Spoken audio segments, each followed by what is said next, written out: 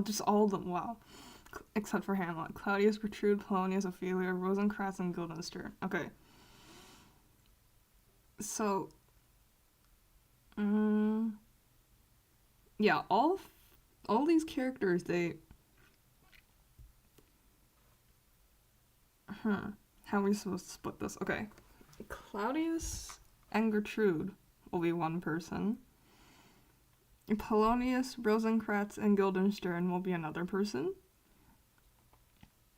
And then when Hamlet enters and has his whole soliloquy, that will be also one person, and Ophelia will be the other person, since they do talk. So, Okay. Who you want to be?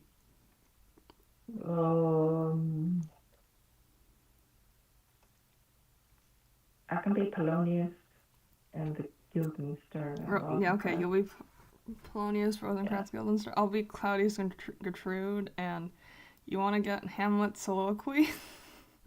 Okay, sure. Alright, then I'll also be Ophelia. Yeah. Great. Wait. Is it at the very start of Act 3, Scene 1? Yeah, Act 3, Scene 1. Okay. Yes. Oh, lovely. Talking to myself. Okay, let's go. Okay. And Claudius. Here.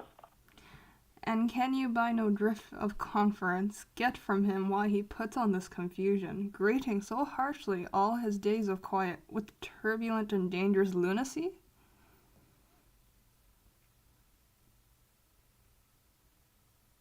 Huh? Rosencrantz. Yeah. Hold on.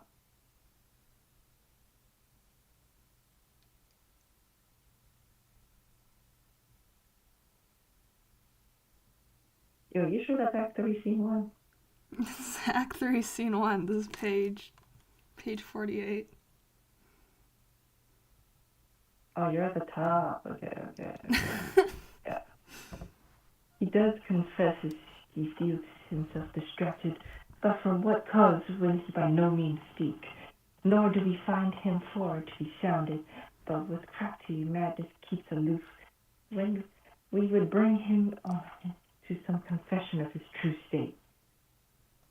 Did he receive you well? Most like a gentleman, but with much forcing of his disposition.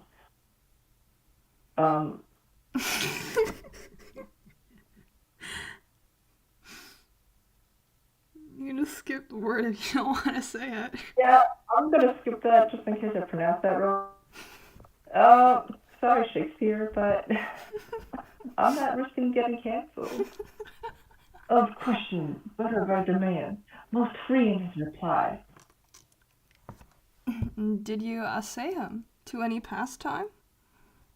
Madame, it so fell that certain players we are out on the way, of these we told him, and theirs did seem him in a kind of joy.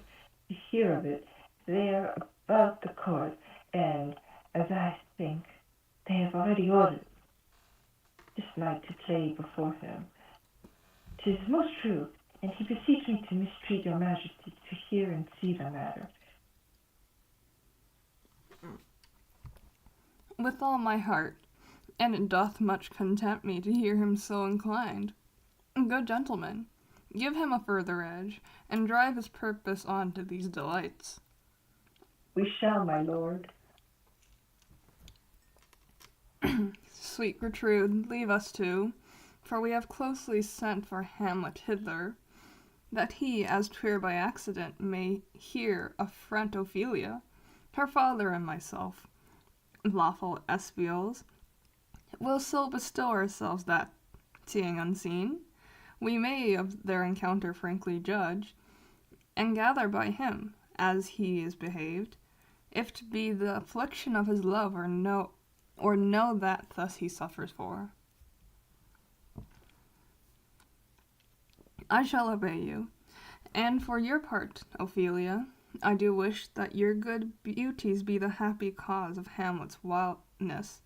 So shall I hope your virtues will bring him to his wonted way again, to both your honours. Madam, I wish it may. Ophelia, walk you here. Gracious, so please you. We will bestow ourselves. Read on this book. That show of such an exercise may colour your loneliness. We are all to blame in this. 'Tis too much prove with devotions, usage, and dissection, and all due sugar, or the devil himself. Oh, 'tis too true. How smart a lash that speech doth give me conscience. The harlot's cheek, beautied with plastering art, is not more ugly to the thing that helps it, than is my deed to my most painted word. Oh, heavy burden! I see you from coming. Let's withdraw, my lord. Oh, lovely. Okay. Now ready for some fire bars? To be or not to be, that is the question. But whether it is nobler to in the mind to suffer the slings and the arrows of outrageous fortune, or to take arms against a sea of troubles, and by upholding them, to die, to sleep no more, and by sleep to say we end the heartache and the thousand natural shocks that flesh is heir to consummation devoutly to be wished, to die, to sleep, perchance to dream. Ay, there's the rub, for in the sleep of death what dreams may come, when we have shuffled off this mortal coil, must give us pause. There's the respect that makes calamity of life so long. For who would bear the wits and scorns of time, the oppressor's wrong, the proud man's contumely, the pangs of despised love, the laws, delay, the insolence of office and spurns, and patience merit of the worthy take, that when he himself might his quietus make like a bear bodkin, who would far else bear to grunt and sweat under a weary life, but that the dread of something after death, the undiscovered country from whose bourne no traveller returns, puzzles the will, and makes us rather bear the ills we have, and fly to the others that we know or not of. Thus conscience does make cowards of us all, and thus the native few are resolutionists, sicklied or with a pale cast of thought, and his enterprises with great pith and moment, with this regard the current turns are and lose the name of action. Soft you now, the fair Ophelia, nymph, and thy yours, son, be all my sins remembered. First. Yes, Yeah. applause for the soliloquy, the famous soliloquy. I think I'll pause before they start talking as well. First off, just very quickly. So, through Claudius and Gertrude's conversation with Rosencrantz and Guildenstern, yes, it's now confirmed. They basically sent them to spy on Hamlet. Yeah. Not no one. Yeah. There's a lot of debate over whether or not. I mean, is this really a spoiler if this is what the play is known for? Nah, not really. Hamlet has been acting mad this whole time, or so he claims. But the play, it's well known that Hamlet, he does in fact go insane later on. And there's a lot of debate over whether or not, him choosing to act mad at the beginning is a smart decision or not. Obviously, the quick answer would be no. Like, what sort of idiot chooses to act insane? How would I say this? Maybe it's a case of his intentions not being in the right place. Him choosing to act mad is a result, I would say, of all these people scheming around him. Keep in mind, he's had to live around this his whole life. And through previous scenes with him commenting, on the state of things, commenting on both the governance, the society that he lives in, it's clear he's not a complete idiot.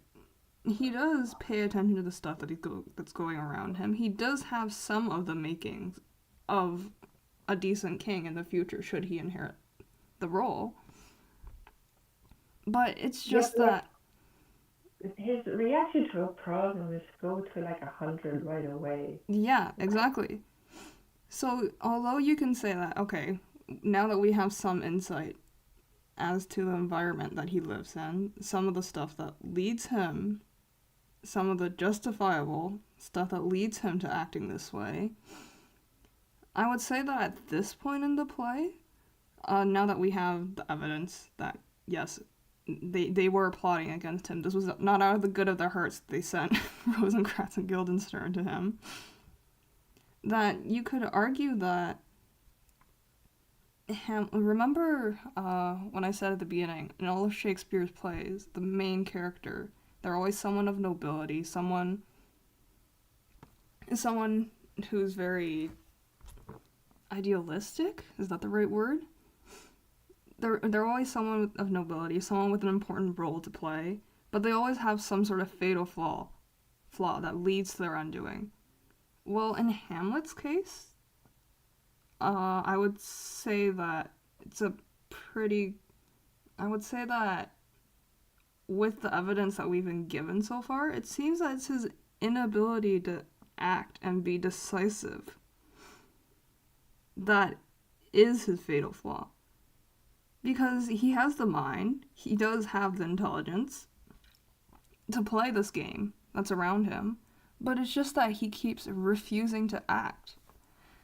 As for why that is, in his soliloquy, well, I think it's made pretty clear. His whole soliloquy is him lamenting why people would suffer living when death is so much easier. And basically, yeah, this is his famous line, to be or not to be, to live or to die. And he was like, why? Why would he deal with all the troubles of living? And he's like, but here's the catch. Who would choose to grunt and sweat? I know I'm reading the translated version, but I'm just trying to find the lines. Who would choose to grunt and sweat through an exhausting life unless they were afraid of something dreadful after death? And he claims that fear of death makes us all cowards. So, if you remember in his very first outburst, he does himself admit that if it weren't for the shamefulness or the sin of committing suicide, that he would gladly do it. He would gladly go through with it. And it seems like his unwillingness to act, this whole play, half the play has gone on, and he just hasn't done anything. He hasn't done anything of significance at all. He hasn't done anything of substance. I think it's a fair conclusion to make, now that the reason for him dragging on all of this for so long, because he knows that the ultimate revenge he seeks is he will have to murder Claudius, is the fear of death himself. Somehow he justifies his inaction and just dragging on this whole play is because of a fear of death. Because I don't know what he's picturing, but in my mind, killing Claudius, it doesn't come with some sort of risk, which his own life won't be endangered. I think that's about it for Hamlet's side. Does my interpretation make sense? Anything to add on?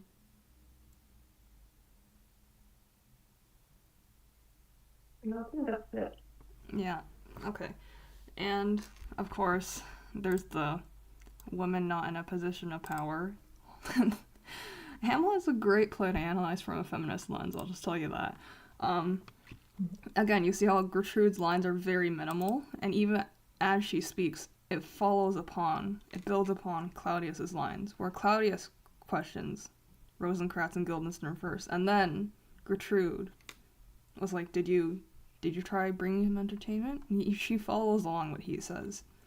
And of course, she follows Claudius's orders to leave. And the fact that they're just casually gonna use Ophelia. They're like, okay, Rosencrantz and Guildenstern, thank you for your information.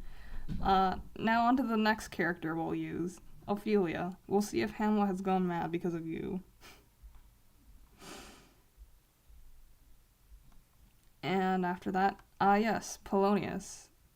This is like one of the few times in the whole play that Polonius actually gives correct information or information that's spot on. He's like, come to think of it, this happens to people all the time. Reading, people act devoted to God to mask their bad deeds. And Claudius. Well, this is the first evidence to the readers that Claudius is guilty.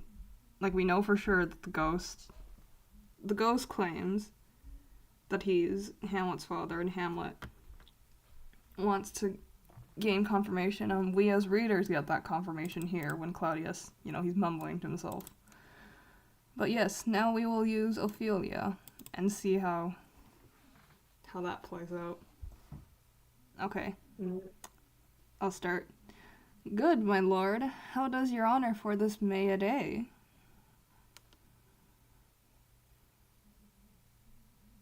I humbly thank you. Well. My lord, I have remembrances of yours that I have longed to redeliver. I pray you now receive them. No, not us. I never gave you aught. My honored lord, you know right well you did, and with them words of so sweet breath composed as made the things more rich. Their perfume lost, take these again, for to the noble mind rich gifts wax poor when givers prove unkind. There, my lord. Are you honest? My lord? Are you fair? What means your lordship? That if you be honest and fair, your honesty should admit no discourse to your beauty. Could beauty, my lord, have better commerce than with honesty? Aye, truly, for the power of beauty will soon transform honesty from what it is to a bawd, then the force of honesty can translate beauty into likeness. This was sometime a paradox, but now the time gives it proof. I did love you once. Indeed, my lord, you made me believe so. You should not have believed me, for virtue cannot inoculate our old stock, but we shall rush of it. I loved you not. I was the more deceived. Give thee to a nunnery. Why wouldst thou be breeder of sinners? I am myself indifferent, honest, and yet I could accuse me of such things if it were better if my mother had not borne me. I am very proud, revengeful. Oh wait, no, that's the next scene. We going? No. We finished this conversation with Ophelia. Yeah. Dang, get thee to a nunnery. Yeah, no, we're gonna finish the conversation with Ophelia. Yes, continue. It's almost done. Revengeful, ambitious, and just more offensive than I have thought, with an imagination to give them shape or time to act in them. Should such fellows as I do crawling between earth and heaven, we are arrant knaves all, believe none of us. Go thy ways to a nunnery. Where's your father? At home, my lord. Let the doors be shut upon him that he may plague a fool always in all souls' house. Farewell. Oh, help him, you sweet heavens. If thou dost marry, I'll give thee this plague for thy dowry. These ice as chaste as ice, as pure as snow. Thou shalt not escape calumny. Get thee to a nunnery. Go, farewell. Or if thou wilt marry a fool, for wise men know well enough what monsters you make of them. To a nunnery, go, and go quickly. Farewell. Heavenly powers, restore him. I've heard of your paintings too. Well enough. God has given you one face, and you make yourselves another. You dig and amble, and you list. You nickname God's creatures, and you make wanton. You are ignorant. Go to. I'll no more wrongs. The half makes me mad. I say, we'll have noble marriages. Those that are married already, all but one shall live. The rest shall keep you as they are. to a nunnery. Yup. Dang. Yo, he's crashing out hard. And everyone should be single. No more marriage. Yeah, okay. We're gonna continue until... Yeah, there's one more page left. Yeah, and then Ophelia. This is the most she talks in the play, I think, so this is important. Oh, what a noble mind is here overthrown. The courtiers, soldiers, scholars, eye, tongue, sword, th' expectancy and rose of the fair estate, the glass of fashion and the mould of form, the observed of all observers, quite down.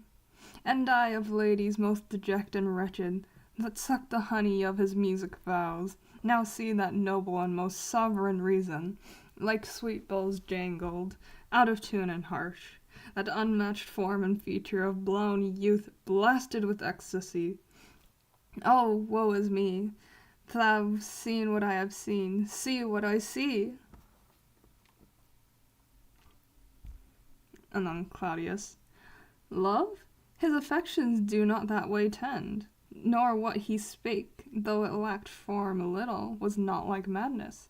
There's something in his soul, o'er which his melancholy sits unbrewed, and I do doubt the hatch and the disclose will be some danger, which, for to prevent, I have quick in determination thus set it down. He shall with speed to England for the demand of our neglected tribute. Happily the seas and countries different with variable objects shall expel this something settled matter in his heart, whereon his brain still beating puts him thus from fashion of himself. What think of you on't?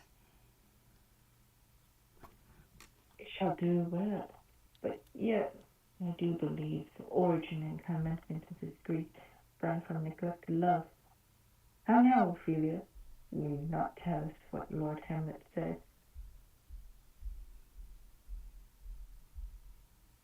I guess we go.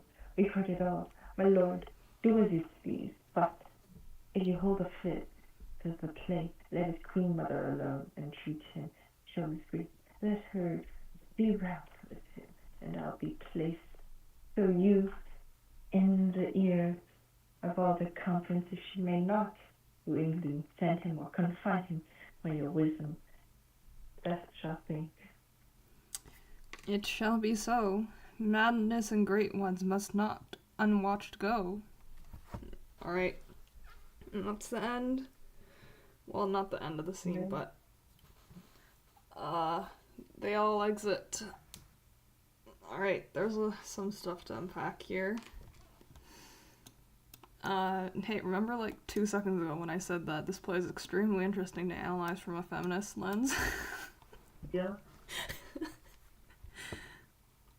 And keep in mind that up until this point, although Hamlet and Ophelia haven't talked, we've seen, it's not like we're completely unaware of the status of their relationship. You know, Polonius, this man be doing the most. Polonius, you know, going to Gertrude and Claudius, reading off Hamlet's letters to Ophelia. What was it? I can't remember the exact line, but it was something like, doubt the stars, doubt the sun, whatever, but never doubt my love. Yo, he's a nosy man. Yes, Polonius. And then now, as they're spying on Hamlet and Ophelia, and Hamlet just goes in on her. Like cheese. What was it? Here. It just escalates so quickly. Like, sure, since beauty's power can more easily change a good girl into a whore, then the power of goodness can change a beautiful girl into a virgin. And he was like, and there are I would say that there are a lot of lines from this conversation that prove to be really good evidence in essays, I'm not gonna lie. He's like, I did love you once. And he was like, you should not have believed me. And basically he's going, yeah, I was leading you on this whole time. I had no intentions of never marrying you. I was playing with you this whole time. And then get thee to a nunnery. Yeah, I'm sorry, I love that line. I don't know why. I find it funny. But it drops down as a cold insult. I know, it's such a cold insult. And then this line is very interesting. After the get thee to a nunnery, this paragraph, or this: I am very proud, revengeful, ambitious, with more offences at my back than I have thoughts to put in them, imagination to give shape, or time to act them in. Hamlet himself is aware, or he himself states his flaws. And there's no evidence yet, and later on there's going to be just the slightest bit. I like the nuance. There is much nuance when it comes to Hamlet as a character.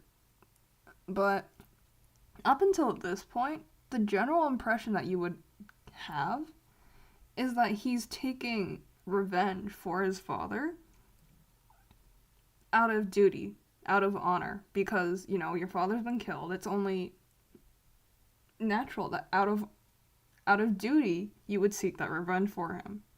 That much is made clear with that conversation with the ghost, especially that last thing that the ghost tell him what is something along the lines of keep your mind sharp, keep your mind clear, seek your revenge and leave your mother alone. However, this line, it shows that even Hamlet himself is aware, and this is becoming more and more evident, that this isn't done, that everything that he's apparently planning so far, if you could count acting mad as planning, let's assume for argument's sake that he has a plan, that all of it so far, his intentions are not pure, I would say. Even though you could make the argument that he's literally plotting to murder someone. There's nothing pure about that.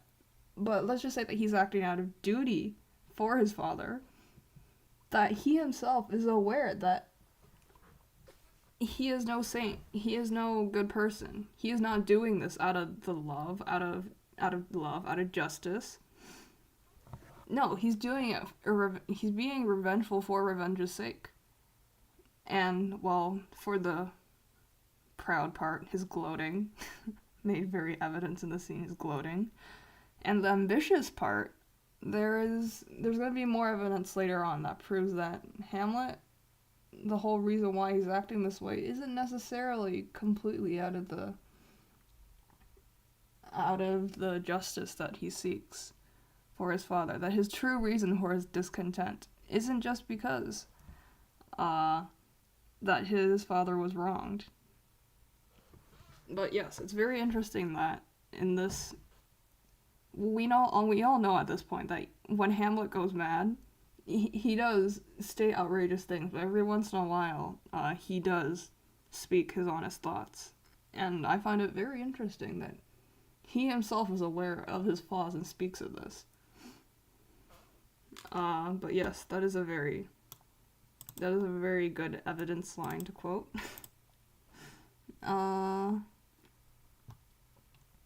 Yeah, and then he just continues to go in on Ophelia.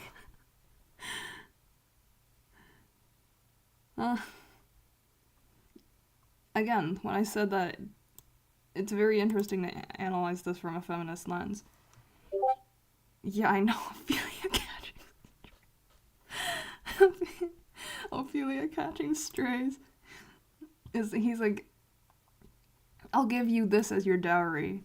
Be as clean as ice, be as pure as driven snow. Or if you do marry a fool, since wise men know too well that you'll only cheat on them. Jeez. And then he continues, I've heard all about your women and your cosmetics, so makeup. God gives you one face, but you paint another on top of it.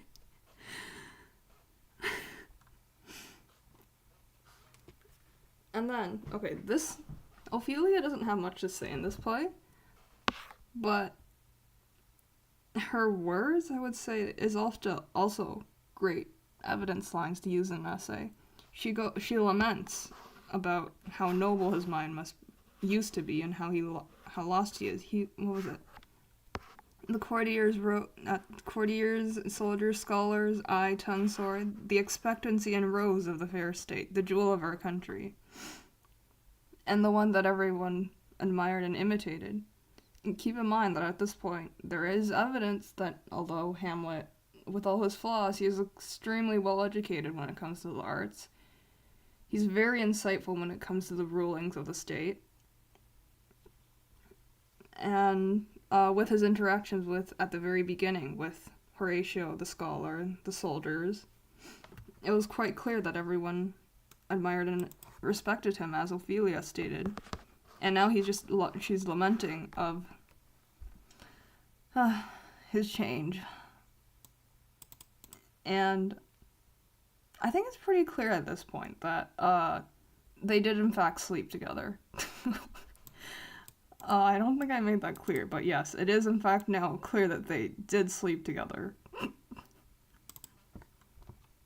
And she laments about how she was the fool to fall for his charms, and yeah. And then immediately after, Claudius and Polonius, they just see, they just see Ophelia with her entire life shattering before her eyes, and Claudius is like, love? His affections do not that way tend. He's completely ignored. They're like, oh, it looks like he wasn't mad because of Ophelia not returning his love. There's just no comfort, no nothing. And here's an important development in the plot. Hamlet, because of his acting mad, has made Claudius believe that he's a danger to himself and to everybody else. And that he'll be sent to England to try and get back the money that they owe us. So he's being sent to a whole other country away.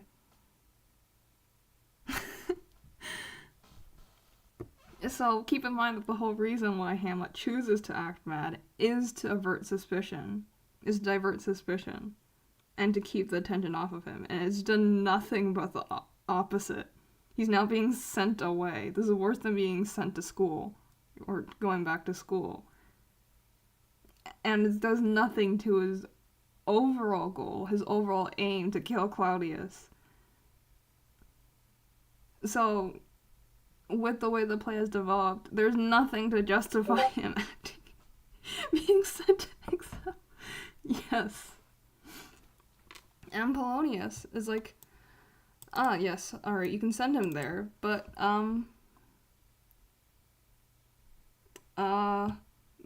yeah, first let his mother talk to him and see if she can get him to talk. Because clearly using Ophelia didn't work, so now we're just gonna throw his mother at him. Again, another argument for the feminist lens. These guys, they just throw a woman at their problems, and it solves nothing. There's an Yes, Viola says human meat shield. Yes. I've actually heard that Othello would do well in Hamlet's situation, that Hamlet would be real good in Othello. Yes, in another one of Hamlet's Shakespeare's plays called Othello, there's another character that mirrors this play extremely well, I would say. Maybe we'll read that next. But yes, in this play, they common theme at this point you will see is them throwing women at their problems. And the audacity. Keep in mind that Polonius is an advisor, okay? He's not a member of the royal family. He's just an advisor to the king, okay? And you could argue that this is because of Claudius's lack of competence as a king, that he allows Polonius to influence his... Because Claudius has no idea what he's doing. Polonius is like, oh yeah, casually, can you order the queen? He's asking the king to order the queen for him. Okay? For the queen to talk to him alone, and he'll hide and listen in. The audacity of this man. But somehow Claudius agrees. And, yeah, that's it. If he can't overcome this next hurdle they throw at him, he's getting sent because he's a fool. Yes, Claudius is a fool. If he can't overcome this next challenge they throw at him, he's getting sent away. Hamlet's getting sent to England. Yeah, so keep in mind, if there was any doubt in Hamlet acting mad, like before we see, oh, yes, it is a suspicious bunch of people that he has to navigate his way around, maybe there's some justification for him acting mad, but now it's like, no, this entire operation has been counterproductive. Huh. Alright, I think that wraps up my analysis. I don't think I've missed anything. Do you agree?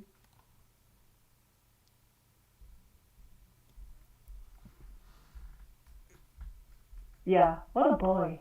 Like, man, like, this is such 17-year-old boy thinking. I know. Like, he's accomplishing a whole lot of nothing and, like, saying a whole lot. Like, he's just got air to inflate. Yeah. I would say though that in regards to our Othello comment, there is a character later on that we'll briefly meet who does act as a very good contrast character to Hamlet.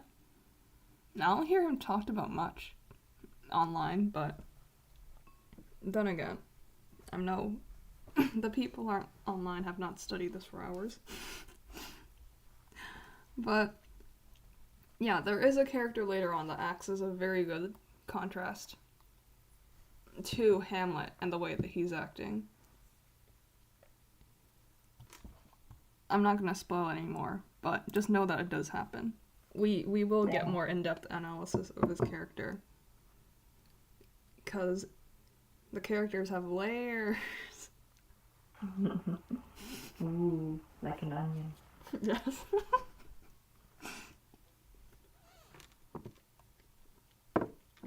Alright, I think that's it. I'll stop the recording. Okay. Mm-hmm. Good. It's a good place to stop. Mm-hmm.